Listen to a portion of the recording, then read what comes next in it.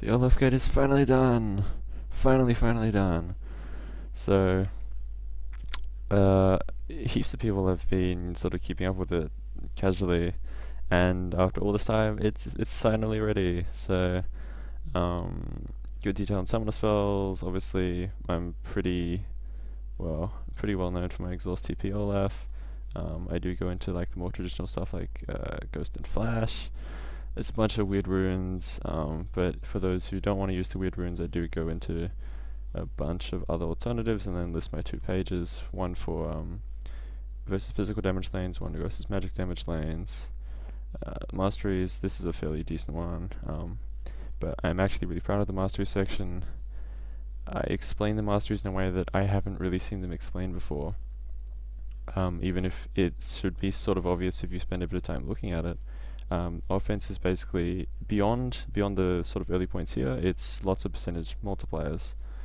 All of these percentage multipliers. If you don't build a lot of damage, then you're not multiplying a lot, so you don't really want to go deep offense. And then defense, lots of situational stuff. But since there's lots of different points there, you can kind of tailor a mastery page for the game you're in. Like if you're not up against magic damage, you probably don't want these points. You can stick them like here and here and here. And whatever. So yeah, I'm really happy with the mastery section specifically. Like you can see there's quite a lot of stuff there. Skilling order and all of that. So a decent amount of details if it gives the sort of showing off some of his E interactions. Item section is a little is pretty interesting. There's a lot of like there's a lot of different ways to build Olaf, so like I have to cover a lot of different items and kind of say whether they're good or not. Like there's this Olaf player on EUS, he's like actually legit really good, who goes I-Edge nearly every single game. So like I-Edge is actually viable on Olaf. I just have to say that I don't personally build it, but it's actually like okay if you play around it kind of thing. So there's a lot of items like that. Matchups. Like I've sort of used the template here of what I would recommend. It basically every time you play against them, you should probably buy the bolded thing on the top, and then you can also consider buying the stats at the bottom. And you obviously have a bunch of sort of tips on how to play against that matchup. You can see Aurelia, Prime E, Randuin's is really good, blah blah blah. Maokai, blah blah blah. If I main the other champion, then I can kind of give you a bit more details. Like the Sint matchup has a lot more in it than the other matchups. Newer champions, I obviously don't have a lot of time to sort of play against them, especially if they don't come out in solo queue that often. So like Sion is a little plain. Yorick hasn't been played in ages, so like he's a little plain as well. But overall there's quite a few matchups there, as you can see, and there's quite a good bit of good detail in those matchups, so you can kind of get an idea of how to play against that matchup. Yeah, you can kind of just get an insight into how I play the matchup, and hopefully learn from that so you can play the matchup better when you play it.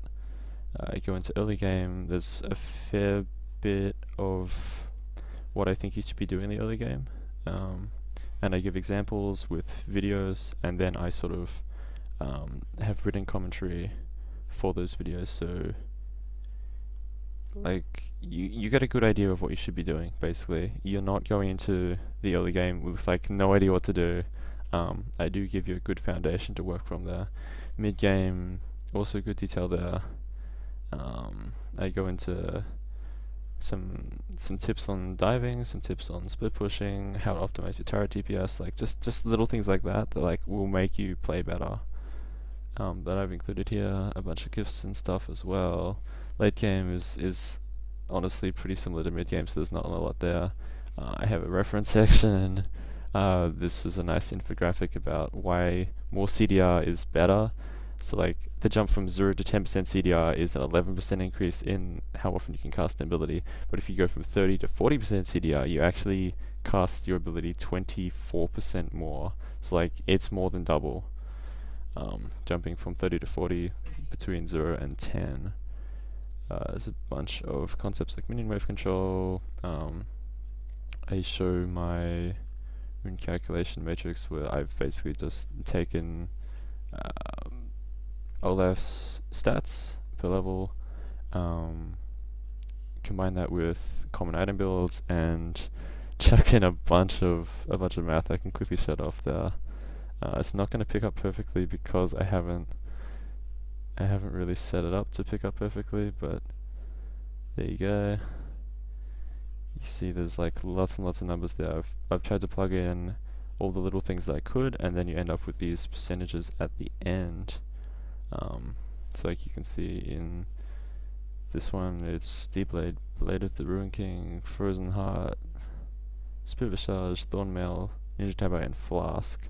And like at level 1, 6, 12, 18, this is how much extra damage you'll be able to take. So like, level 1 with that, if you take HP per level seals, then you only get like 1% durability at level 1, which is not a big surprise. But if you take that to endgame, then you get 7%. So little things like that I've chucked into the maths behind my rune choices. It's a bunch of red posts, a few other side things like DDoS protection, input lag, little things like that you can step up your game with if you sort of get to a high enough level. A few references, like there's no rounding in League of Legends, so like all those people who use that 180 blue to try and get one full like 1.0 AD on the rune page, they're actually just getting 0.28 AD. It's a bit of just red posts about various things that I think you might find interesting or useful. I go into a bit of analysis on why I build Olaf this specific way, and then why I look for certain stats. The VODs are coming soon. You can check them out on my YouTube channel. Obviously, if you're watching this, you're probably already there, so you can have a look at a few of them. I'll be uploading more of them as I look through my recorded footage, and then obviously as I keep playing, I'll have more VODs to upload, so keep an eye out for that. I even go into some bugs. The TP ult bug is particularly frustrating, but it exists and it hasn't been patched out yet, so just giving you guys a heads up on that. Inhib turret slows despite your ult not supposed to be affected by CC, so that's fun. I have a FAQ, like just this my computer specs for any of you guys who are interested in that. I go into I don't Smartcast, which is something I get asked a lot. Follow me at these links. I do some stuff from Your Gaming, so if you're interested in that, you can check them out as well. Changelog, and then just what I'm currently working on. So yeah, I'm pretty happy with the guide, just to put it that way. A lot of work went into it, and I think it's turned out pretty well. So if you're interested in Olaf, if you're interested in top lane, or even if you're just interested in kind of looking at what I've done here, then check it out. I'll put a link in the description below. Thanks for watching. Peace out, guys.